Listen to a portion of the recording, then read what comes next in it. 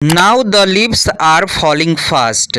इसके ऑथर हैं Winston Hugh Arden और इनका जन्म 1907 ईस्वी में हुआ था और इनका निधन 1973 ईस्वी में हुआ था। अपने संग्रह द एज ऑफ एंग्जाइटी के लिए 1948 में पुलित्जर पुरस्कार जीते थे। यह एक बहुमुखी और बौद्धिक रूप से सेसव कवि, काव्य नाटककार, आलोचक, अनुवादक और संपादक थे। इनके लिए काव्य एक गंभीर विषय था जो लोगों को गहराई से आत्म जागरूक कराना चाहिए, लेकिन किसी व्यक्ति की राजनीतिक या धार्मिक पसंद को सीधे किसी भी मामले में प्रभावित नहीं करना चाहिए।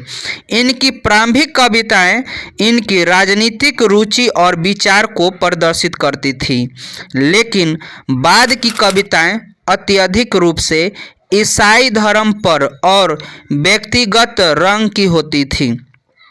एक तकनीशियन के रूप में आर्डेन ने अलग प्रकार की छंद रूपों और मानकों की खोज की है।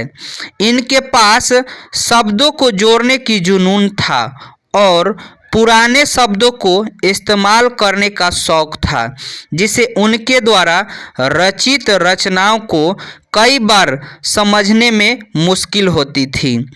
उन्होंने 1939 ईस्वी की शुरुआत में इंग्लैंड छोड़ दिया और हमेशा के लिए संयुक्त राज्य अमेरिका में बस गए।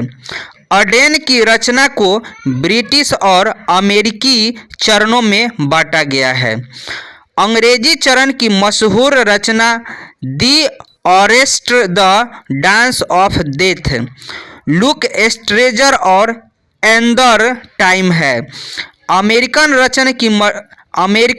चरण की मशहूर रचना new year letter, for the time being, the age of anxiety और शील्ड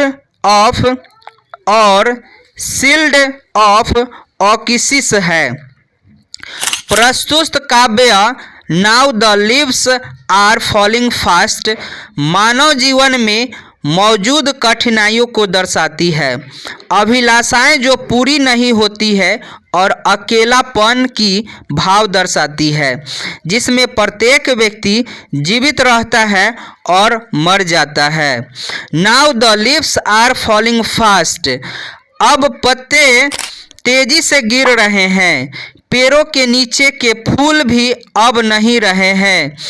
नर्सेज कब्र में जा चुके हैं और बच्चों के खिलौने उन्हें रौंद दिए गए हैं।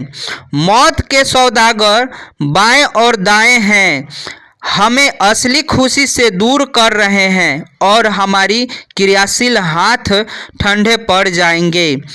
अलग अलग घटनों पर अकेले पड़ जाएंगे। पहले भी सैकड़ों लोग मर चुके हैं, लकड़ी के ताबूत में हमारे रास्ते पर चले गए हैं, बाहें ऊपर और उठ गई होती है। झूठे प्यार के मनोभाव में दिखता हुआ है, जंगल पत्तेहीन हो गई हैं, वे भूखे मर रहे हैं।